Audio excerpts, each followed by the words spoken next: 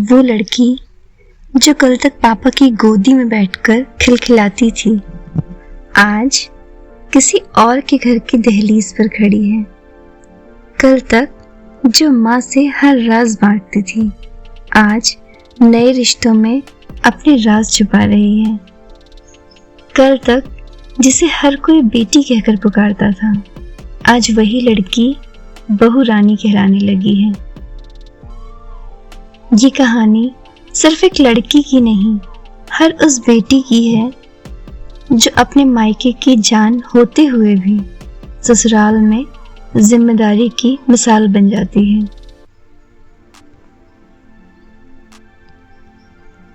बचपन में वो चोटी बांधकर स्कूल जाती थी, पापा का हाथ पकड़कर सड़क पार करती थी।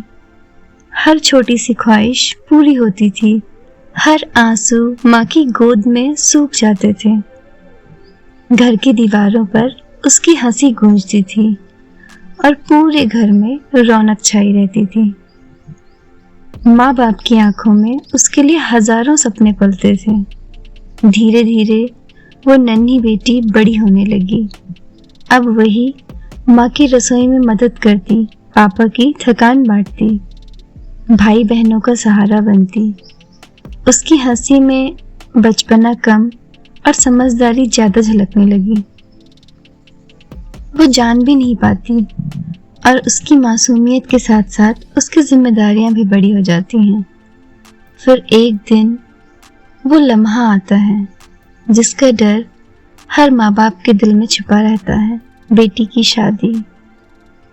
सुहाग का लाल जोड़ा पहनकर जब वो विदाई की चौखट पर खड़ी होती है, तो उसकी आंखों से बहते आंसू उसके दिल की पुकार होते हैं।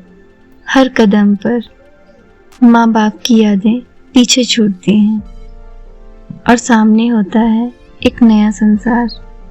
वो क्षण जहाँ बेटी के चेहरे पर मुस्कान भी होती है और आंखों में समंदर भी। अब वही बेटी किसी और के घर की बहू बन जाती है। नए रिश्ते, नए नाम और नई उम्मीदों से भरी हुई उसकी जिंदगी उसका इंतजार करती है। वो अपने मायके का हर संस्कार ससुराल की चौखट पर लाती है।